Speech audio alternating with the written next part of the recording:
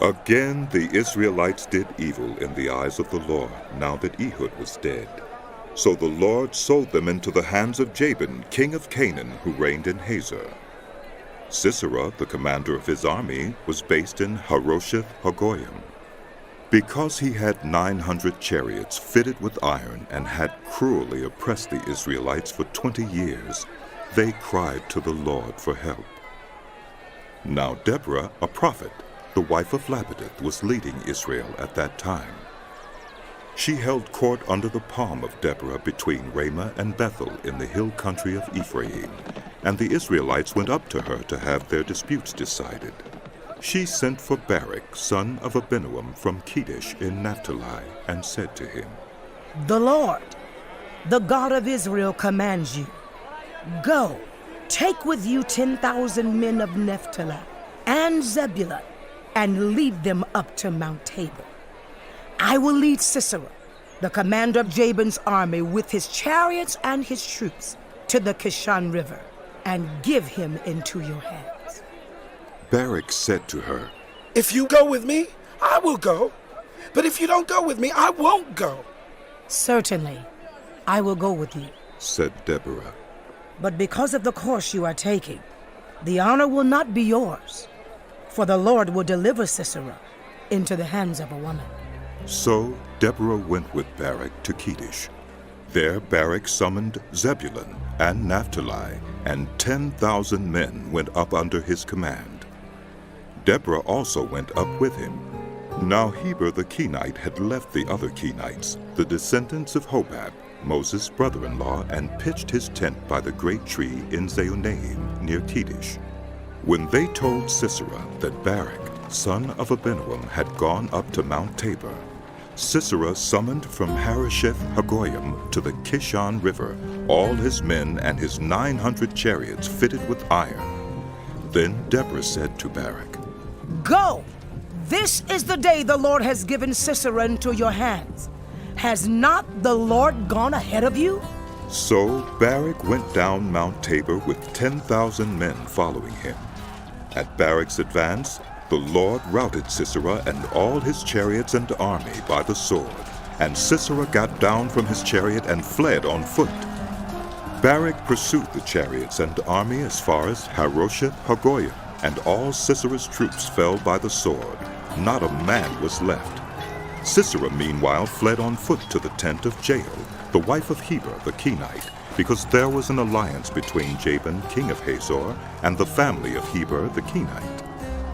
Jael went out to meet Sisera and said to him, "Come, my lord, come right in. Don't be afraid." So he entered her tent, and she covered him with a blanket. "I'm thirsty. He said, Please, give me some water." She opened a skin of milk, gave him a drink, and covered him up. "Stand in the doorway of the tent. He told her, If anyone comes by and asks you, 'Is there a man in here?' say no." But Jael, Heber's wife, picked up a tent peg and a hammer and went quietly to him while he lay fast asleep, exhausted.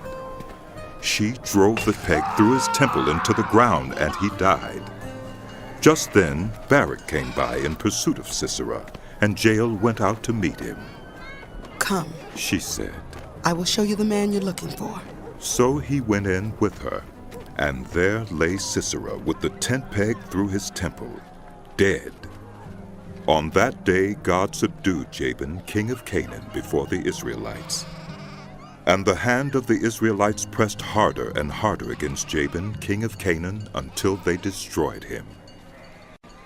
On that day Deborah and Barak, son of Abinoam, sang this song. When the princes in Israel take the lead, when the people willingly offer themselves, Praise the Lord. hear this, you kings. Listen, you rulers. Even I, will sing to the Lord. I will praise the Lord, the God of Israel, in song. When you, Lord, went out from Seir, when you marched from the land of Edom, the earth shook, the heavens poured, the clouds poured down water.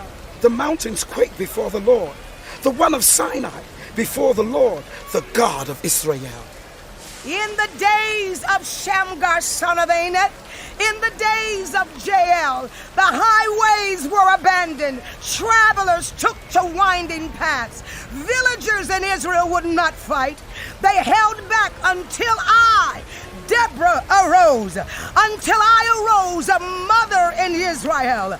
God chose new leaders when war came to the city gates, but not a shield or spear was seen among 40,000 in Israel. My heart is with Israel's princes, with the willing volunteers among the people. Praise the Lord! You who ride on white donkeys, sitting on your saddle blankets, and you who walk along the road, consider the voice of the singers at the watering places. They recite the victories of the Lord, the victories of his villages in Israel. Then the people of the Lord went down to the city gates. Wake up! Wake up! Deborah, wake up! Wake up! Break out in song! Arise, Barak! Take captive your captives. Son of Abinoam, the remnant of the nobles came down. The people of the Lord came down to me against the mighty. Some came from Ephraim, whose roots were in Amalek. Benjamin was with the people who followed you.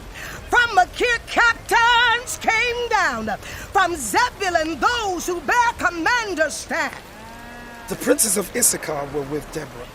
Yes, Issachar was with Barak, sent under his command into the valley. In the districts of Reuben, there was much searching of heart. Why did you stay among the sheep pens to hear the whistling for the flocks? In the districts of Reuben, there was much searching of heart. Gilead stayed beyond the Jordan. And Dan, why did he linger by the ships? Asher remained on the coast and stayed in his coves.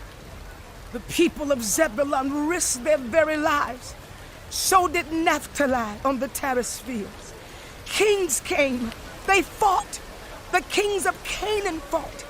At Tanakh by the waters of Megiddo, they took no plunder of silver. From the heavens the stars fought. From their courses they fought against Sisera. The river Kishon swept them away.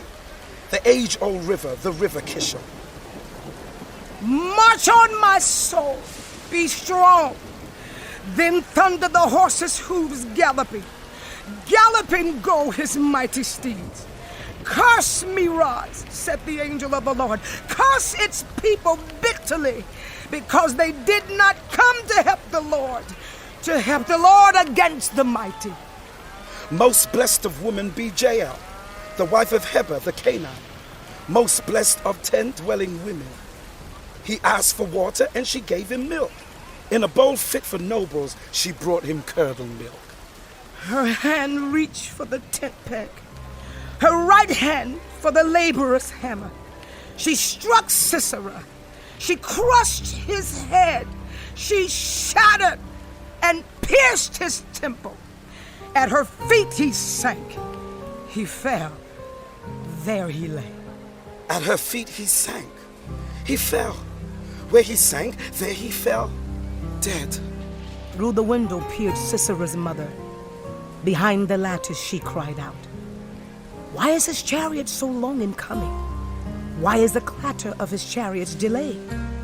The wisest of her ladies answered her, "Indeed," she keeps saying to herself, "are they not finding and dividing the spoils? A woman or two for each man, colorful garments as plunder for Sisera, colorful garments embroidered, highly embroidered garments for my neck. All this as plunder? So may all your enemies perish, Lord. But may all who love you be like the sun when it rises in its strength." Then the land had peace 40 years.